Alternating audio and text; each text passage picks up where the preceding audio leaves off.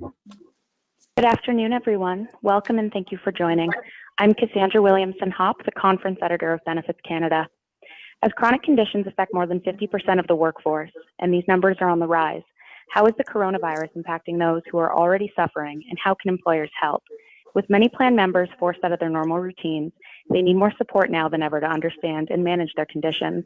This afternoon's webinar, sponsored by Health Solutions by Shoppers Drug Mart, will help provide perspective on the size of the chronic disease problem, identify how employees are managing during the crisis, and provide tips on what plan sponsors can do to provide the best possible support. Just a few housekeeping notes before we get started. This is an example of an attendee interface. You should see something similar on your own computer desktop in the upper right-hand corner. Please use the orange arrow to open and close your control panel and the audio tab to select your preferred audio, either mic and speakers to use your computer audio or telephone to dial in using the information provided. If you have any questions for today's presenters, please type them into the questions pane of the control panel. You can send in your inquiries at any time. We'll be collecting these and addressing them during the audience Q&A session at the end of today's webinar. To begin, let me introduce you to our presenters.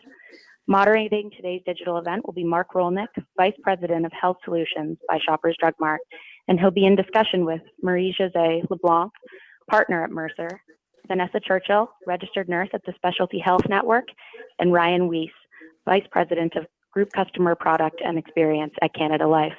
Without further ado, I'll hand the mic over to you, Mark. Thank you, Cassandra, and thank you to the Benefits Canada team for helping us get together in a virtual environment today. So today's topic of chronic disease and as it relates to coronavirus or COVID-19 is a really topical one. Thrilled to have a great panel with us today. And often when we talk about chronic disease, you may see a presentation that we put out, thinking about an iceberg, with the idea that there's only so much that we see within chronic disease in the workforce and so much that we don't see. And thinking about today's environment where we're meeting together today in a virtual way, we haven't seen each other, in a long time. And so we wanted to talk further about the implications of this environment and how it may be impacting chronic disease in the workplace.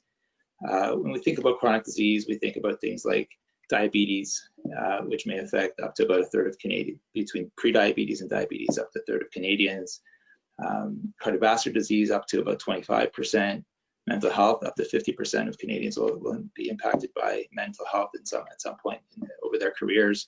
And we'll talk a bit about mental health as well, as obviously COVID-19 has a big implication on it. And of course, kind of obesity challenges as well is considerable. So with those preliminary stats, and I can do an opening stat presentation to talk stats, for the full 45 minutes, an hour, but we want to hear from you guys on the panel. So I'm going to open up first for Marie-Josée. Thank you again so much for joining us. So nice to see you. So MJ, as we all like to call you, you work very closely with some of Canada's largest employers. Would love to hear what your perspective on what you're either hearing directly from your employers or what they're telling you about their employee base with respect to chronic disease in the workplace. Yes, and just to put things into context, what I'm going to say, we hear from organizations of all sizes, no matter how big or small. I think all plan sponsors are facing the same issues and have the same concern. So just to compare and maybe contrast, I'll talk a little bit about our life pre-COVID, what seems like a million years ago. We already had a good indication, and one easy reference is the Sanofi Healthcare Survey that was telling us, if we think about plan sponsors, they were all saying, yes, we need to do a better job to support, I think 82% of employers were saying we need to do more as it relates to supporting our employees with their chronic conditions. And that was further supported, at Mercer, we did our own research called Health on Demand that was published February 4th of this year. And it was around, desire and needs. We were surveying actually 100 plan sponsors, but also 1,066 workers. And we're talking about the needs in the future of healthcare. And employers were saying, reinforcing, the Sanofi, that 95% wanted to invest at least as much, if not more, in supporting their employees' well-being. Now, what we've heard, so that was pre-COVID, that was from the plan sponsor's perspective. The employees' perspective is that they feel poorly supported when it comes, and yet everybody has access to a benefit plan. So when employees are saying, I don't get the support I feel I need to manage my chronic disease condition, clearly they're expecting more out of their benefit coverage or their benefit plan. And employees are actually, in our Health on Demand research, we were asking employees what they're expecting, and they were talking about healthcare innovation, and they were pretty excited about, leveraging digital solution potentially. And when we look at the most popular apps that employees were interested in, and that was one question of our survey, and I'm going to refer to my notes, but very high on the list, facilitating access to care, like having access to a nurse to potentially answer like my routine basic primary care issues, but as well helping me with my chronic condition. Having tools to self-manage as well, chronic condition was high on the list, came number 4, and having virtual mental health support as well, which is, as we know, mental health is recognized as a chronic condition. So that was also in the top things employees were asking for. Now, has COVID changed something?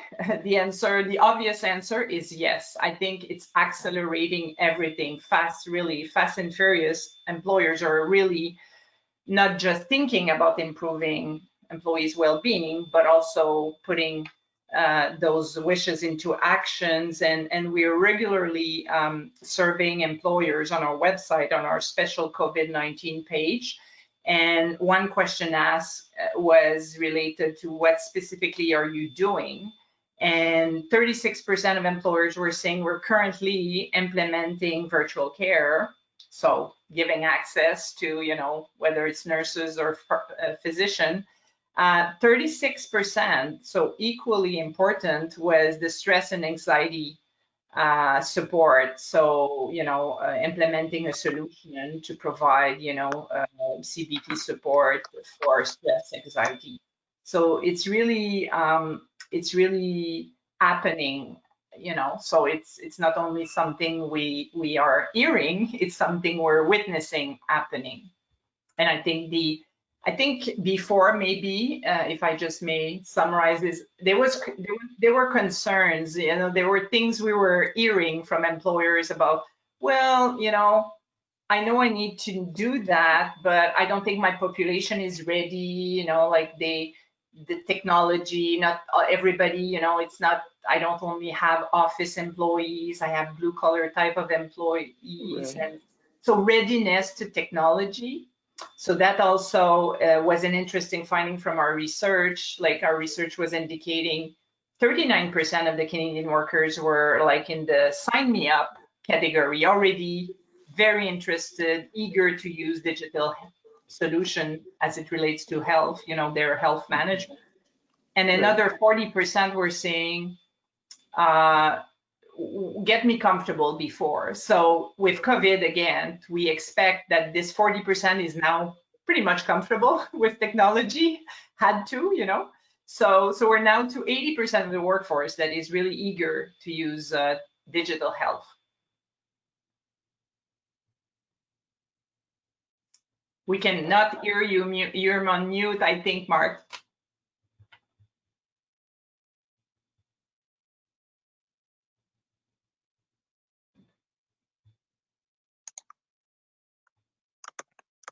Solutions, readiness, and how COVID-19 seems to have accelerated some decision making. Ryan, interested in your perspective from the group benefit side of Canada Life. Well, Mark, I'm going to maybe ask you to repeat some of that question because I do think you're on mute. So all I heard was interested in your perspective. I can answer however you like. I just don't think I hit the mark. Yeah, so it may just be a Wi-Fi or a data issue. Yeah, interested in your perspective on what you're seeing from a group benefits side of things as it relates to clients, customers, what's on their minds, and what you're seeing in terms of any customer actions. Yeah, so Marie-Josée hit on a lot of the great points, and I think you know, like probably many industries, benefits was no different, that we started off where we were in full crisis mode. Everybody was, right? Everybody was worried about making sure their business survived, making sure drugs kind of got to people who needed it, and all those critical elements. And then we quickly started shifting to the adjustment phase. And I think now people are starting to define what that new normal is. And that's where we're starting to get all the questions around, you know, what does this look like? How do I continue to deliver these services? And, you know, you started off the discussion around the iceberg and the tip of the iceberg and how different that is when you're in a remote working space, right? The iceberg is even further away. And how does an employer, how does a sponsor make sure that their members are getting access to some of these critical services when they're not as close to them and maybe as direct there? So definitely a doubling down on virtual across the board. The other point I'd probably raise is probably the resiliency of the benefit programs in providing their core support. And I think in that crisis phase at the beginning, there was a lot of worry that we would have Canadians losing access to benefits right when they needed them most.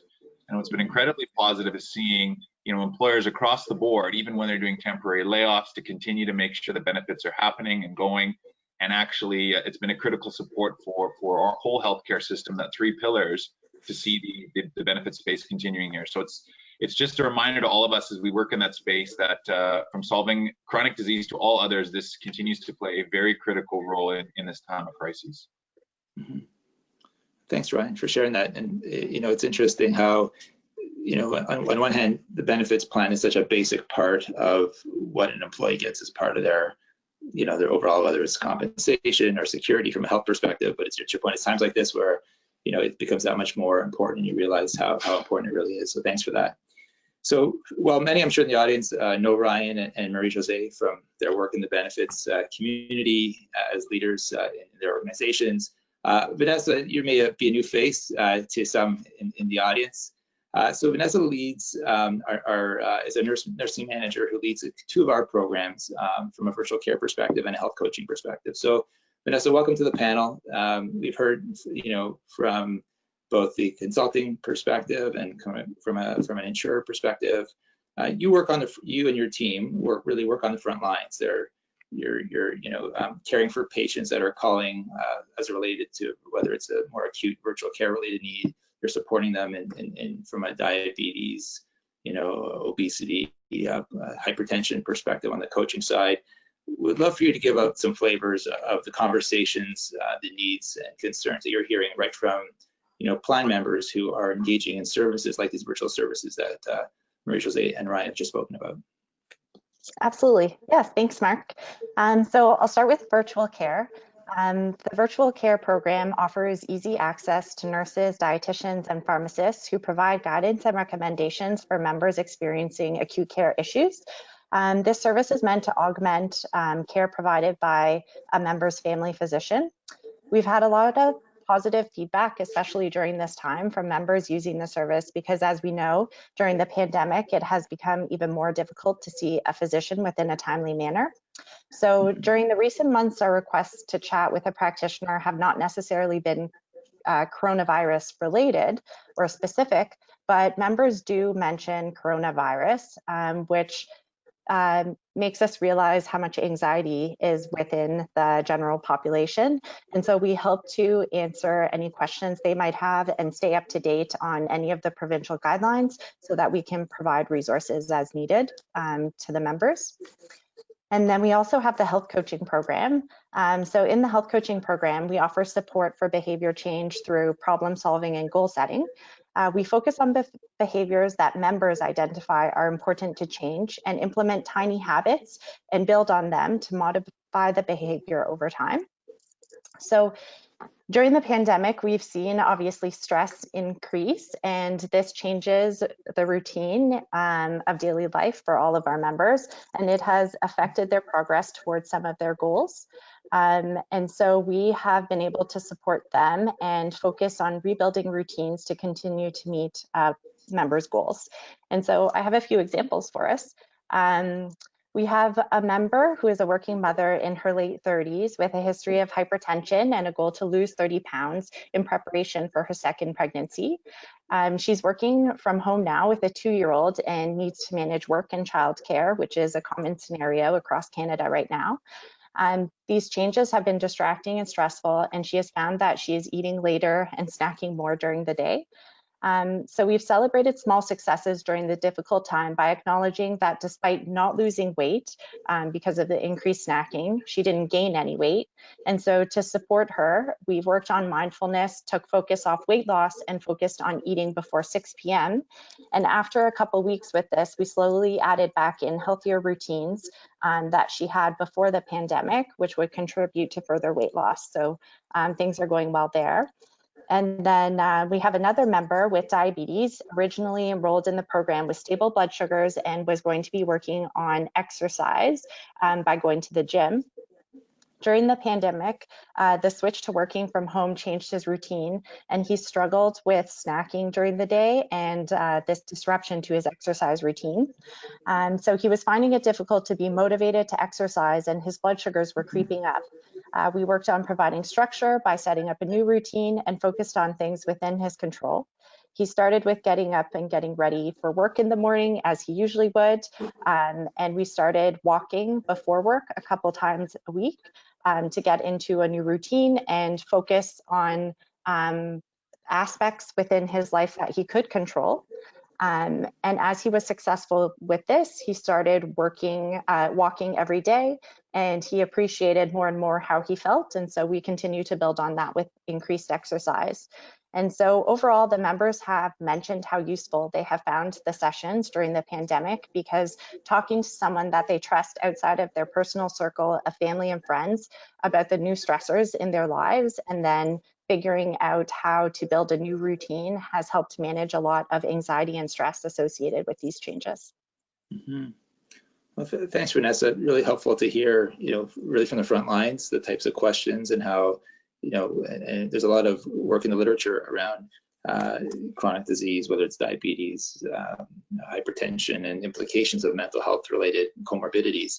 And certainly the impact of COVID-19 I'm sure would be increasing the stresses as you're calling out, whether it's on the acute types of the acute types of interactions you're seeing on in the virtual care side of your shop, or more on the ongoing coaching side as well. So thank you for bringing that to life. MJ, let's go back to you in terms of what you or like your organization may be thinking about, just as an example, around working with plan sponsors and how helping them deal with chronic disease with respect to the plan members, whether it's in your own organization or outside. Yes, so we've definitely done a lot of thinking over the past few years. Some conclusion we came up with was that, or basic statement. One is, like supporting well-being is multifaceted, right? So we've heard Vanessa talk about diet, exercise, like managing diabetes. It's not solely about, taking your blood level or your sugar level. So it's much more than that. It's being surrounded by a network of, healthcare providers or support. So it's multifaceted. And the well-being, as increasingly we refer to the different pillars of well-being, so physical, mental, financial, and social, and they're all intertwined, right? So you cannot exclude and focus on one, like they're all interrelated.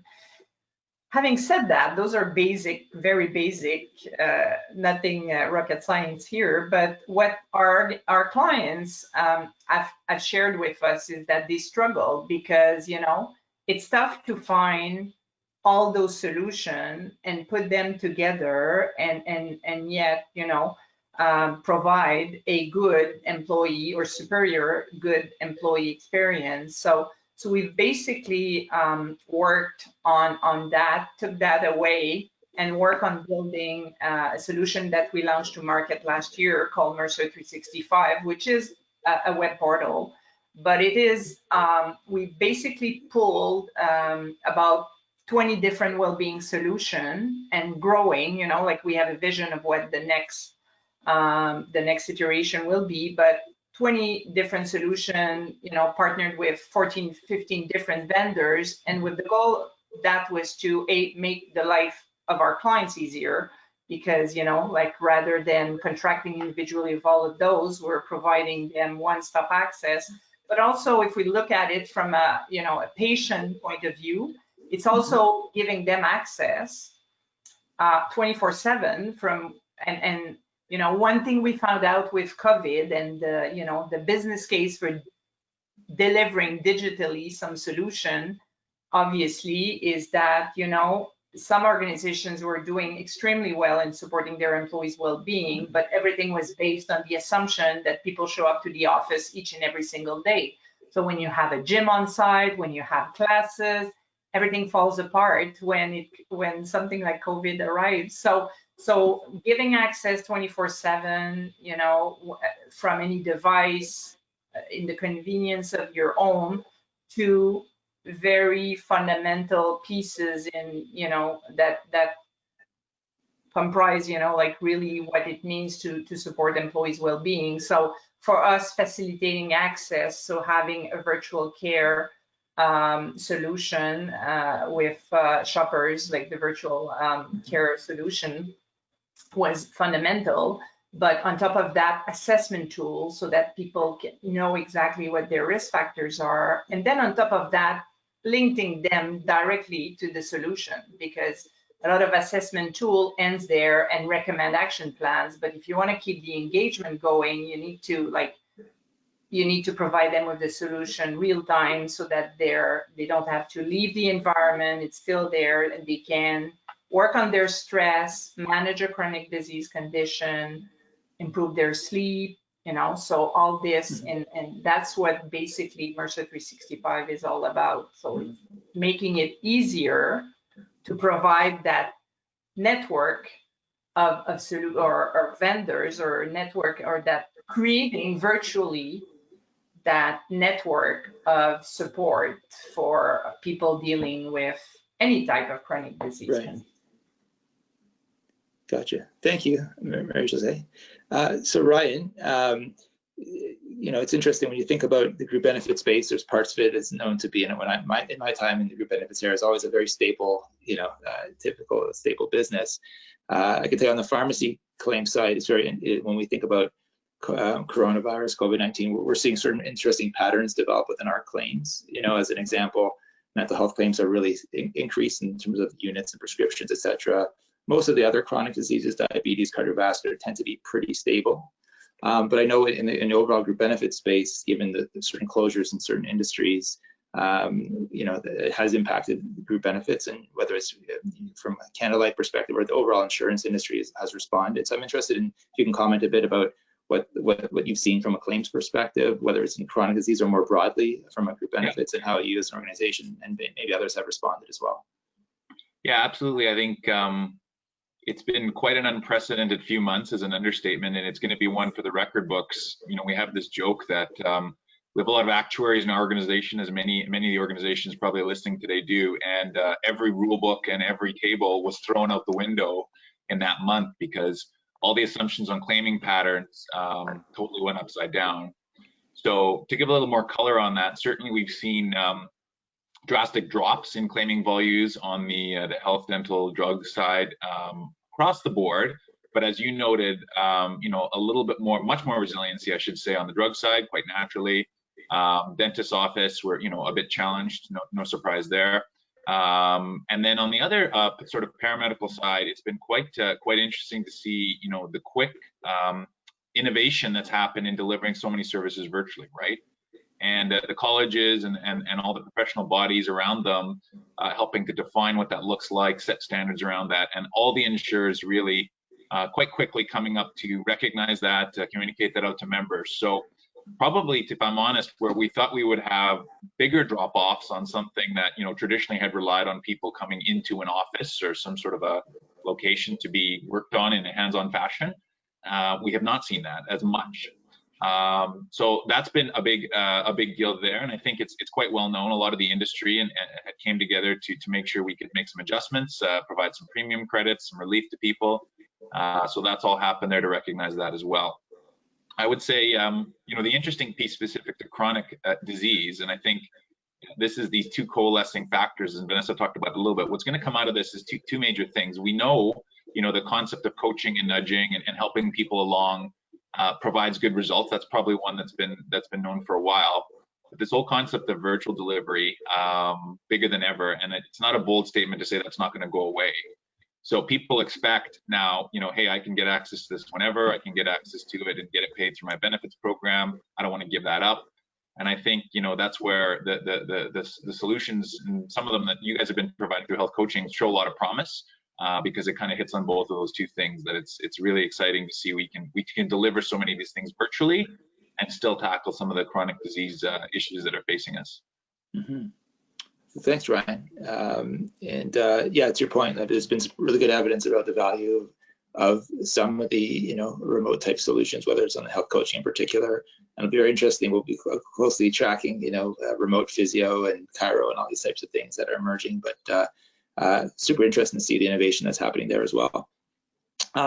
Vanessa, coming back to you from a plan member perspective, who's engaging in some of the services. When we think about the chronic diseases that we're referring to, whether it's heart disease, diabetes, obesity, there's some stats that suggest that about 40% of those types of chronic conditions can be prevented / managed from, so there's like a lifestyle, a very heavy lifestyle influence to those. There's like a 30% genetics, 20% social, 10% kind of healthcare system. And there's some studies that kind of tried to validate the percentage of these things. So from a lifestyle perspective, which is where the area that you know, that coaching services like the ones that you look after would focus on, maybe some tips for the audience. I mean, we're all either, you know, patients or people who would be suffering from certain conditions. You know, even, you know, as you talk about a couple of the trends that I heard that you spoke of was the snacking, you know, concept of people trying to manage their weight or their exercise routine, and you know, maybe give us a couple of tips on snacking, because I'm sure we could all use it, and whether you're suffering from a chronic disease or not, we'd love to get your perspective there, as it seems to come up with folks, whether it's hypertension, diabetes, or folks that are, many of us are working from home, and I'm sure in between meetings running to the pantry. Mm-hmm. Yes. Snacking is difficult for sure. I think it's important to make sure that you're eating regular meals, because oftentimes people will feel so busy that they skip out on their meals. And so that leads to extra snacking throughout the day. And I think it's also important to be mindful about your eating in general and what you're eating, and making sure that you're eating balanced meals, nutritious meals, your vegetables and your proteins, especially at breakfast time. Actually, a common breakfast amongst our members is often toast with peanut butter, which doesn't keep you full all the way until lunchtime. So being more mindful about the foods that you're eating and recognizing whether they lead you to be hungry sooner or whether they're keeping you full throughout the day. But also not trying to multitask while you're eating. So when you're eating, you're also not answering emails. You're taking the moment and recognizing that you're eating breakfast, lunch, or dinner, and then your body is more likely to recognize that you're full. So I also wanted to mention something about exercise as well. And I guess in general, oftentimes members are coming to us with these goals that are so completely different from what they do right now. Or oftentimes they want to speak to the dietitian, and they want the dietitian to give them a menu about what to eat for the rest of their life. However, what we don't realize is that we need to make these tiny habits that are not much different from what we're doing right now in order for it to be sustainable. And we have to eat the things that we like in order to continue this behavior change for long periods of time. So it's not reasonable for us to think that just because we have a menu that we're supposed to follow, we're going to be successful. We have to consider what our lifestyle is like and how we're going to manage diet change within our lifestyle. And the same goes for exercise. So for example, somebody who is sedentary and doesn't work out that much, who makes a goal to work out 4 times a week at the gym for an hour, it's not a reasonable goal for them to sustain.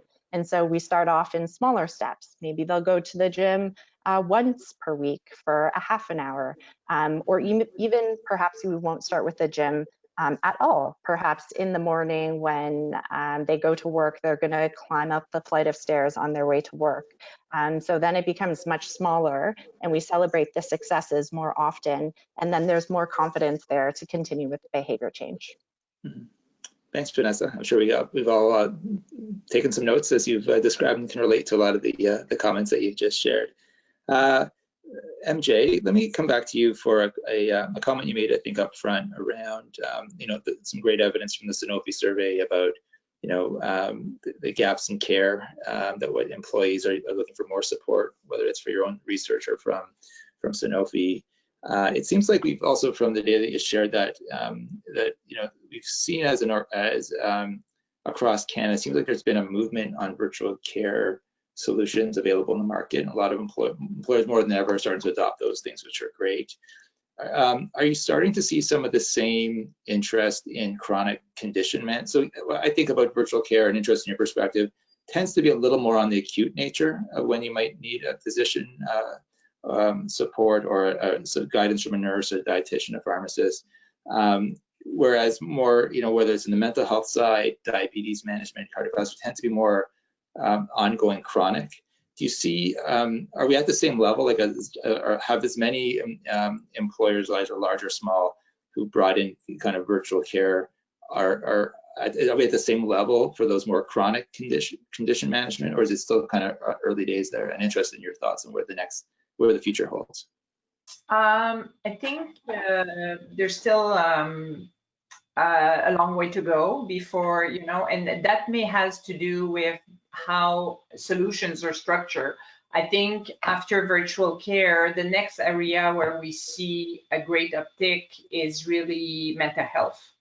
Okay. Because maybe that market is a little bit more mature in Canada in terms of offering. There's a lot of vendors, there's all kinds, a solution addressing the whole spectrum of care, from prevention, building resiliency skills, and, all the way to facilitating access to a psychologist or even psychiatrist. There's a whole spectrum, and there's players that can play different roles in different areas, and some addressing broader, part of the spectrum, and others are very niche. In the area of, let's say, diabetes, as I've heard as well from Vanessa, it's multifaceted, right? Having to deal with diabetes is not solely, monitoring your blood sugar levels. So sugar, I always get it wrong in the wrong way in English anyway. So that's where employers are struggling, I think having access to, and I think there's two components to, providing support. There's the digital delivery tools, and I think there's some very good app that exists already. But what is missing is what you put together is really the support and the guidance of a human being behind technology.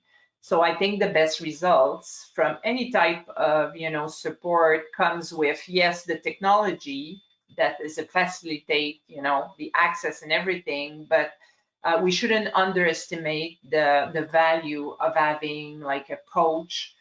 Same thing on the mental health, there's a limit to what self-guided platform can do. I think the best results have proven to be with, the self-guided tools with the addition of a licensed practitioners, supporting you, whether it's a registered social worker or psychologist or a nurse or a dietitian. So it's really combining. And I think in the chronic disease, if we exclude mental health, in the chronic disease landscape for diabetes, I think there's a lot of still development to be done to combine the technology with the human support. So I think we will see much more development in the coming months, years in that area.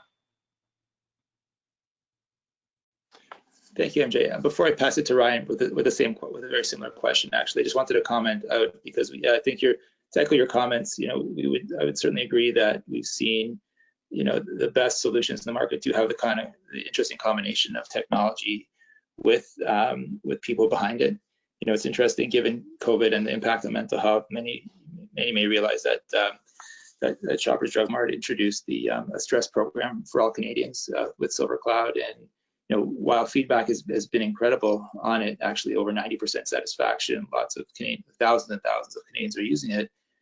There are some comments around, hey, this is excellent, and would love to be able to get access to some additional support, right? So for those, of course, we couldn't make that available to all Canadians, but that's what's really interesting about the combination, is what you can do with technology is really scalable, really efficient, can get to the masses really well. But it takes the combination of things with a fully supported model behind it. So I echo those comments as well.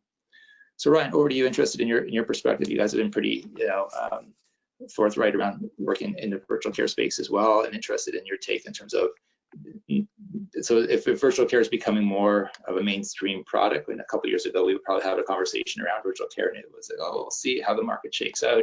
There's a lot of virtual care, both providers, and a lot of it's been pulled through, I think, which is great. It's building both an industry at a time where Canadians really need it, which is really wonderful to see.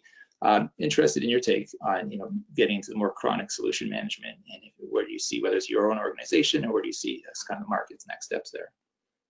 Yeah, I think a couple comments I'd make on that would be, I started off by saying people were in crisis mode for a while, and now they're really defining and adjusting to what that new normal is. So if I can continue that parallel, the crisis mode was, oh my goodness, I've got a bunch of employees that need to get access to a doctor to refill a medication. And that really pushed very quickly, broke the mold on virtual care and the acute pieces that you talked about, right? So chronic didn't fall by the wayside, but it wasn't, the need this morning, today, right now. Probably easier to ignore that, even though we knew it was under the surface, always has been. So as people get into kind of defining what the new normal is, that will resurface again, right? Because people will look at the same top drug reports, they'll look at the causes of disability, they'll have more surveys come out from organizations like Sanofi, and then that will get people more refocused on, okay, we've solved the problem of maybe some of the acute stuff in the moment, and now we've got to get back to some of the bigger, longer term stuff. I do believe, of course, that what we have accomplished there was that acute has paved the way for the virtual delivery of more of these other services. And Marie-Josée mentioned mental health. I think that's going to be, probably the next frontier. And with that, then chronic would follow closely after, to kind of have those three big buckets. And I think, delivery of that space virtually is going to stretch a lot of dollars that probably organizations are struggling to find, right? So it's actually a more cost-effective way to get many of these services out and to do it at scale, as you mentioned. And that's why it's very attractive to people, beyond just the results that it has. So we're certainly excited to keep pushing the boundary there, to keep exploring good solutions, and to keep making available for people these massive opportunities, these mass scale solutions, which can be accessed virtually and anywhere. Mm-hmm. No, it's a great point. I mean, the scalability of solutions, particularly in mental health, when you think about, the typical family doctor, it hasn't until now, maybe that changes with COVID, who knows what going forward looks like, but hasn't had the time to really engage in mental health, really counseling and support for patients that need it. It's often very quick to go to prescription.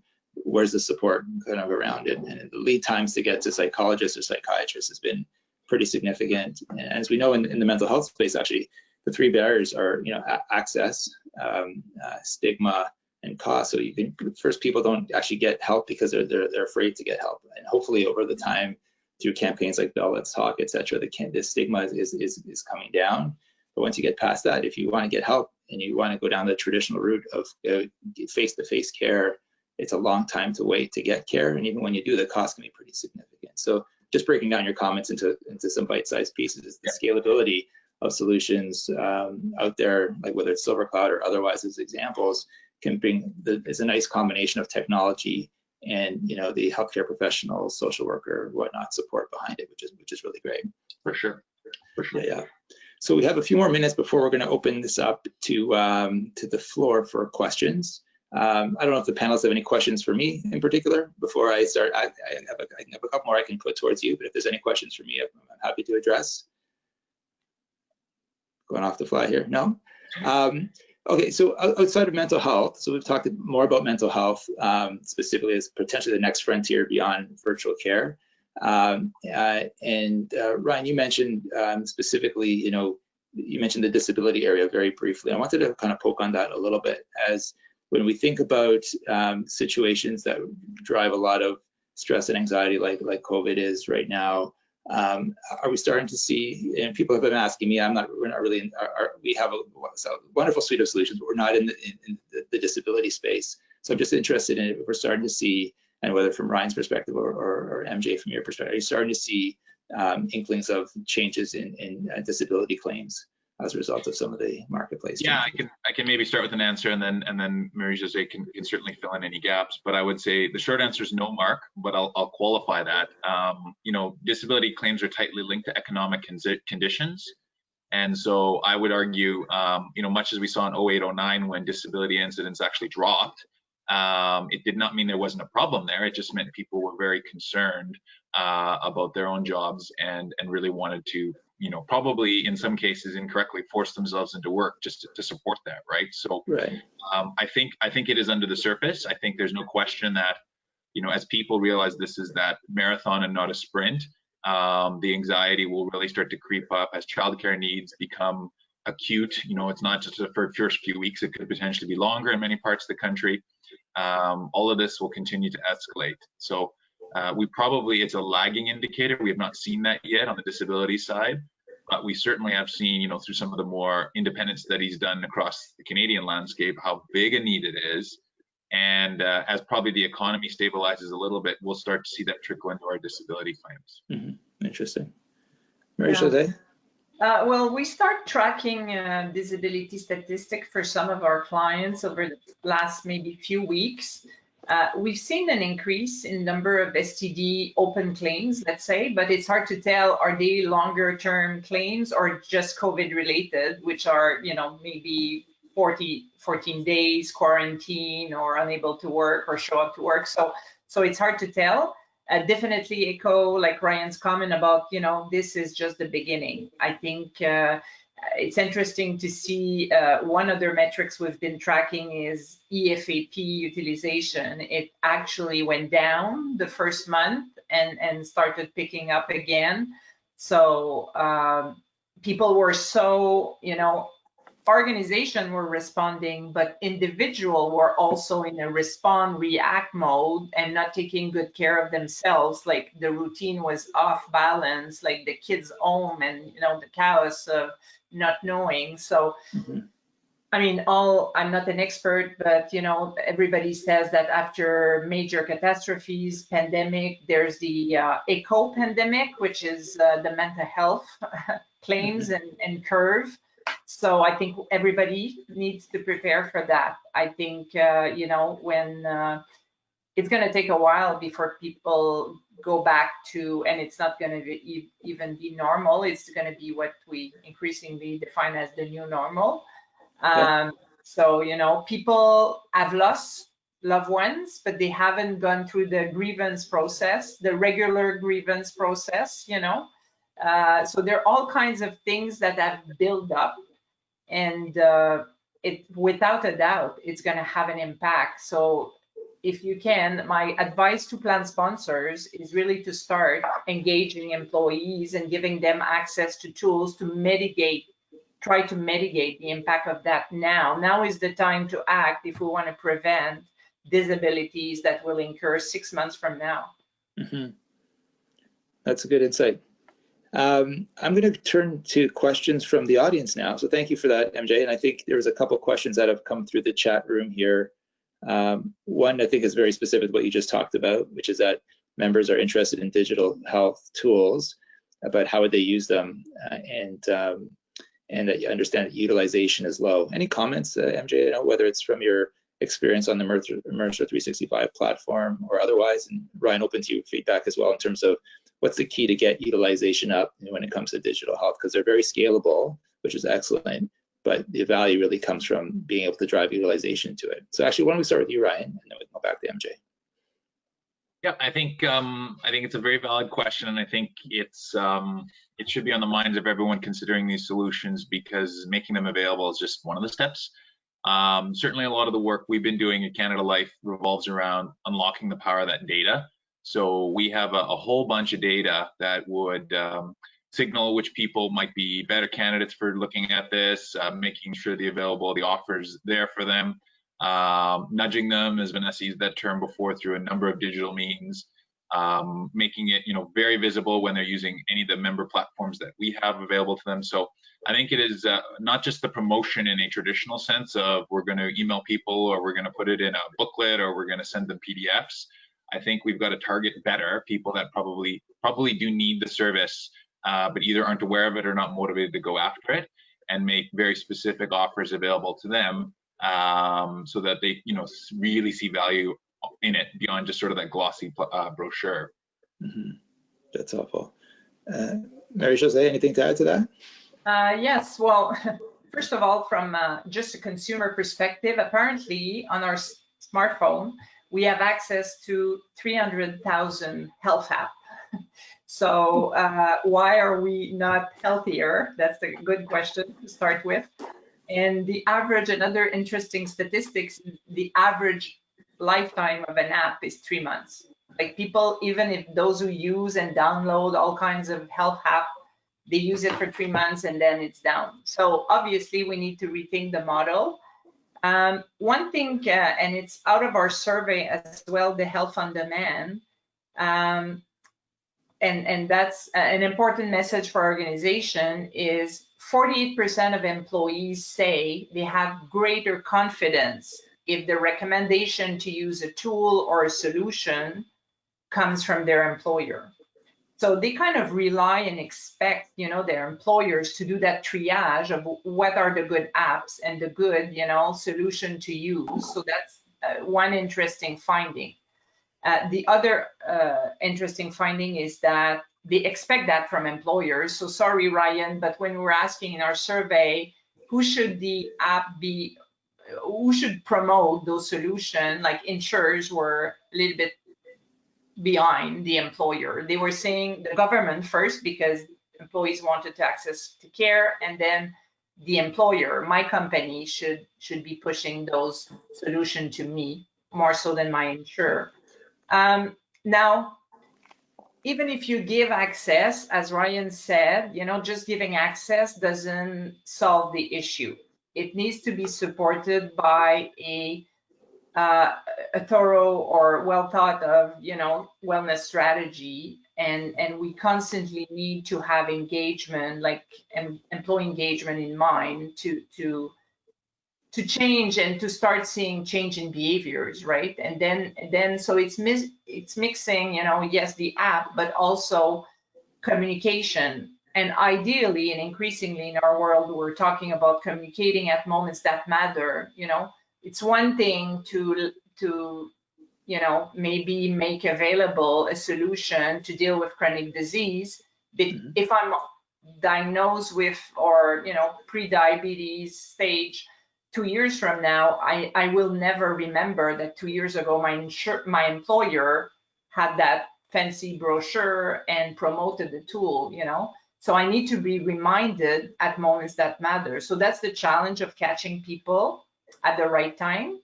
But it's definitely something that, leveraging the data we have and leveraging the HR data, when people are leaving on disability, this is a moment that matters, like maybe a right time to promote some solution.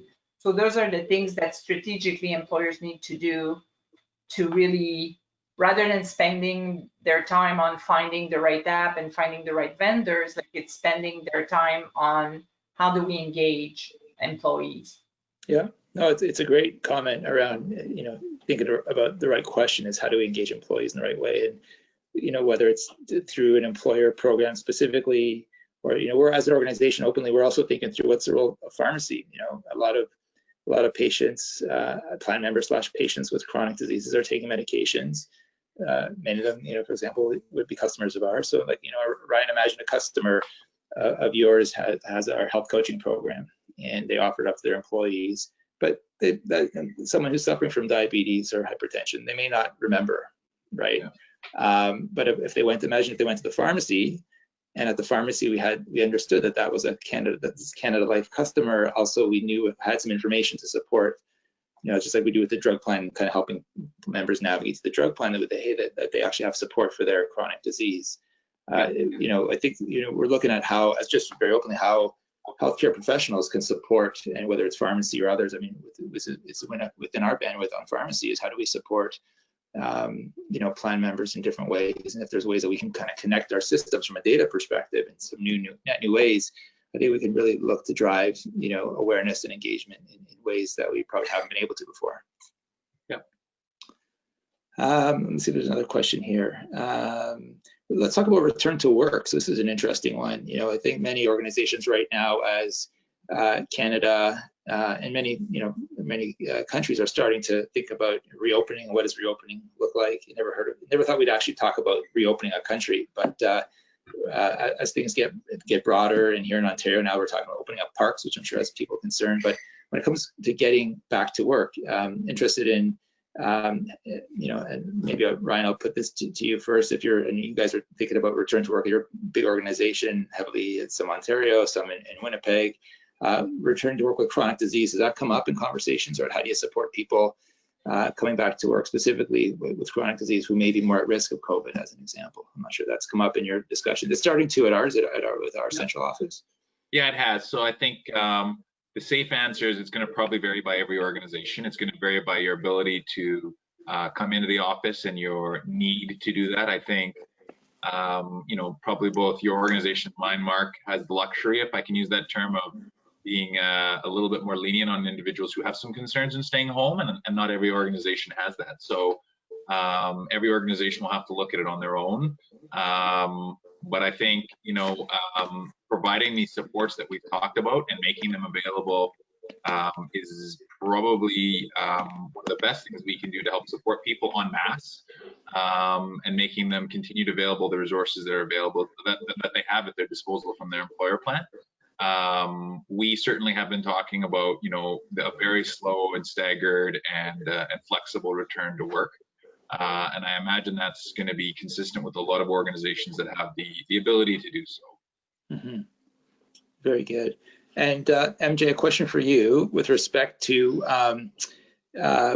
blue collar sectors in terms of virtual care uptake. Are you seeing differences amongst industries, specifically in any clients of yours in the blue collar sector, and strategies to bring these types of solutions to the workforce?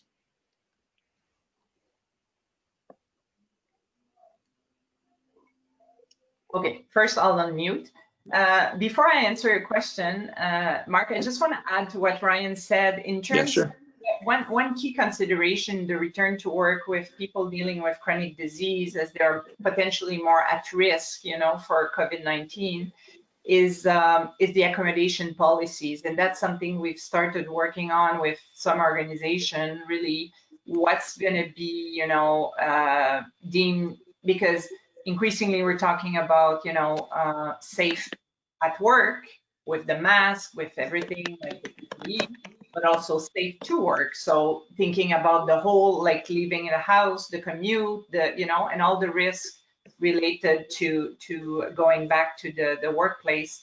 So I encourage people to look at their accommodation policies, because, if somebody cannot go to work, is still able to work, I mean, it's going to redefine, like Ryan, you started by saying, like those manual rates and the actual calculation thrown in the garbage can. It's a little bit the same with the disability policies, because, unable to work used to be easily defined. I can either do my task or I cannot do my task. Now we're adding a layer of unable to go to the office. I can still do my job, but I'm unable to go, or maybe I fear going to the workplace. So, rethinking disability policies, attendance policies, and accommodation. So that's just an additional comment I wanted to add the question that was asked before. Now I'm going to try to remember the question you asked me. It was about, yeah, no problem. It was about blue collar workforces and any differences in virtual care or otherwise, more technology based solutions in general. Yeah, no doubt that there are differences. I think it is mostly related to communication or ease to communicate with white collar versus blue collar. Because I think with respect to interest, one interesting finding in our survey, I mentioned the 4 segments. We had the sign me up, the get me comfortable. Well, there were, you would think, okay, the sign me up, definitely, they're the 20-year-old of the workforce, the 30-year-old. Well, no, there were people represented in all age band, so people are quite familiar with technology, so this is not a barrier. The barrier is more typically blue collar. They don't have a desk, with an office, a computer. They may not have an email address. So the real challenge is more about communicating and finding a way to communicate with these employees and catching their attention to what's available to them. But once they know and they're engaged, I think we see the same level of engagement. So I'll give you an example. On Mercer 365, 2 clients went live the same day. Was it digital technology, marketing, everybody on computer, white collar. We got 50% sign up in the first few days after launching the solution, where the blue collar average age, high 50s, and no email address. So it was a mail, a mailing that for half of the population. We still got 30% pickup rate after 2 reminders. So that felt pretty good, but you see the difference. Now, the challenge, as I said, is to reach those people that don't have email address.